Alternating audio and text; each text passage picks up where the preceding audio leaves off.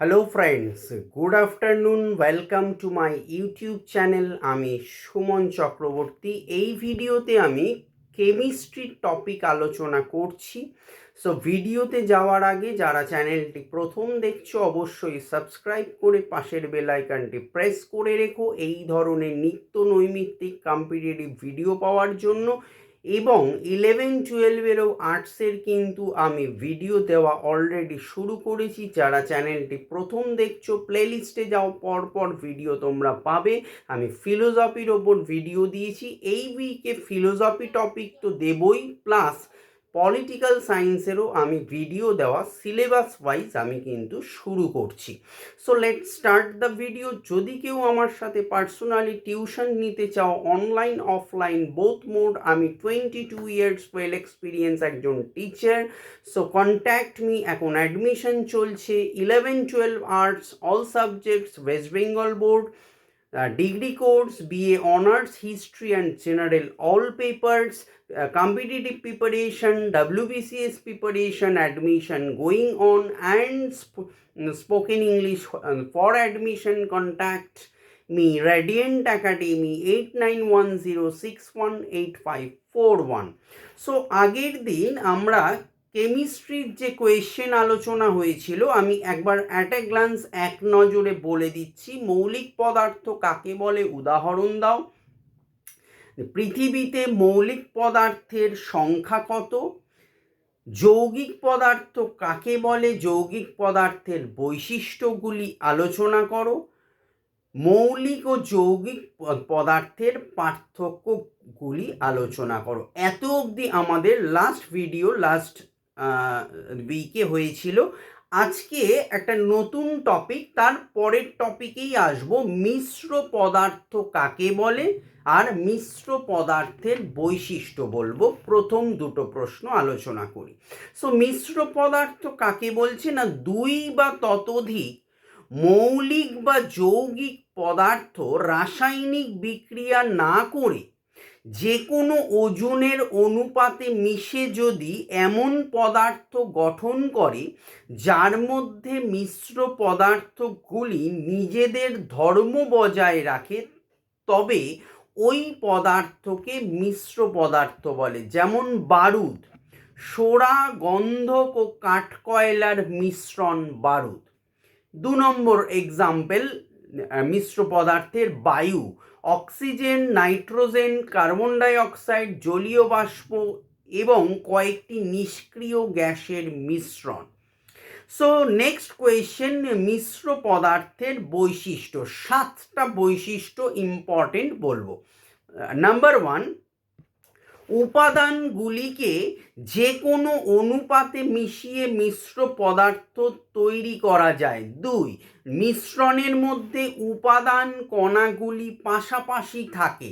3, দ্রবণ ছাড়া মিশ্র পদার্থ সাধারণত অসমসত্ত্ব। 4, মিশ্র পদার্থে উপাদানগুলির নিজস্ব ধর্ম সম্পূর্ণভাবে বজায় থাকে। 5, মিশ্র পদার্থ থেকে উপাদানগুলিকে ভৌত উপায়ে সহজেই পৃথক করা যায়। 6, মিশ্র পদার্থের নির্দিষ্ট গলনাঙ্ক ও স্ফুটনাঙ্ক থাকে না।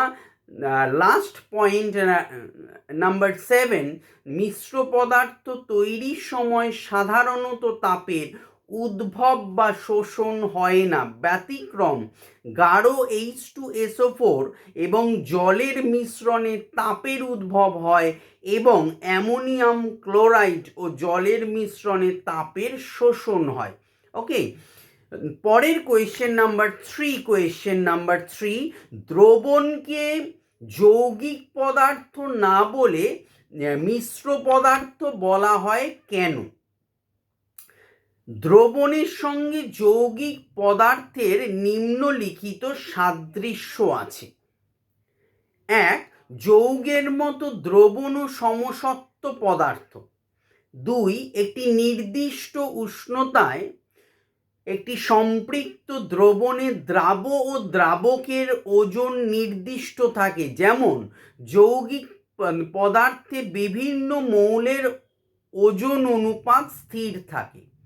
3, যৌগের মতো দ্রবণ তৈরির সময় কোনো কোনো ক্ষেত্রে তাপের উদ্ভব ও শোষণ হয়। 4, যৌগের মতো সম্পৃক্ত দ্রবণের স্ফুটনাঙ্ক সর্বদা নির্দিষ্ট। এবার বলবো যে দ্রবণের সঙ্গে যৌগিক পদার্থের উপরিউক্ত সাদৃশ্যগুলি থাকা সত্ত্বেও দ্রবণকে মিশ্র পদার্থ বলা হয় কেন? কারণ আমরা 5টা বলবো কারণ। 1, দ্রবণে দ্রাব ও দ্রাবকের মধ্যে কোনো রাসায়নিক বিক্রিয়া ঘটে নতুন কোনো পদার্থ তৈরি হয় না। 2, দ্রবণ থেকে দ্রাব ও দ্রাবককে সহজে ভৌত উপায়ে পৃথক করা যায়। 3, একটি নির্দিষ্ট সীমার মধ্যে দ্রবণে দ্রাব ও দ্রাবকের পরিমাণের পরিবর্তন করা যায়। 4, দ্রবণের মধ্যে দ্রাব ও দ্রাবকের নিজস্ব ধর্ম বজায় থাকে। 5, অ্যাট লাস্ট পয়েন্ট, দ্রবণে দ্রাব ও দ্রাবকের অণুর গঠনের কোনো পরিবর্তন হয় না।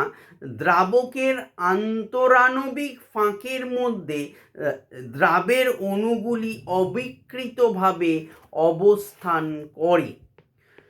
So next and last question for this video, মিশ্র ও যৌগিক পদার্থের যৌগিক পদার্থের পার্থক্য। 7টা বলবো পয়েন্ট। 1, মিশ্র পদার্থ 2 বা তার বেশি মৌলিক বা যৌগিক পদার্থকে যে কোনো অনুপাতে মিশিয়ে মিশ্র পদার্থ তৈরি করা যায়। যৌগিক পদার্থ 1.1, 2 বা তার বেশি মৌলিক বা যৌগিক পদার্থ নির্দিষ্ট ওজনের অনুপাতে রাসায়নিক বিক্রিয়া দ্বারা যুক্ত হয়ে যৌগিক পদার্থ গঠন করে। 2, মিশ্র পদার্থে উপাদানগুলি পাশাপাশি থাকে। 2, যৌগিক পদার্থে উপাদানগুলি রাসায়নিক বিক্রিয়া করে নতুন পদার্থ গঠন করে। 3, মিশ্র পদার্থে উপাদানগুলির ভৌত ধর্মের পরিবর্তন হতে পারে কিন্তু রাসায়নিক ধর্মের কোনো পরিবর্তন হয় না। 3, যৌগিক পদার্থে উপাদানগুলির রাসায়নিক ধর্মের পরিবর্তন হয়।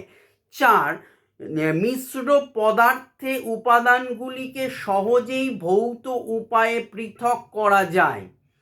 4, যৌগিক পদার্থের উপাদানগুলিকে বিশেষ রাসায়নিক পদ্ধতি ছাড়া পৃথক করা যায় না। 5, মিশ্র পদার্থ তৈরির সময় তাপের উদ্ভব বা শোষণ হতেও পারে আবার নাও হতে পারে। 5, যৌগিক পদার্থ গঠনের সময় সর্বদা তাপের উদ্ভব বা শোষণ হয়। 6, মিশ্রণ সাধারণত অসমসত্ব, কিছু ক্ষেত্রে সমসত্ব হতে পারে। 6, যৌগিক পদার্থ সর্বদা সমসত্ব। লাস্ট পয়েন্ট নাম্বার 7, মিশ্র পদার্থের কোনো নির্দিষ্ট গলনাঙ্ক বা স্ফুটনাঙ্ক নেই। যৌগিক পদার্থের নির্দিষ্ট গলনাঙ্ক ও স্ফুটনাঙ্ক আছে। সো এই হলো আজকের কেমিস্ট্রি পোর্শন আলোচনা করলাম। ভিডিও ভালো লাগলে লাইক করো, শেয়ার করো, চ্যানেলটি সাবস্ক্রাইব করে পাশের বেল আইকনটি প্রেস করে রেখো এই ধরনের নিত্য নৈমিত্তিক ভিডিও পাওয়ার জন্য। For admission radiant academy 8910618541। Thank you.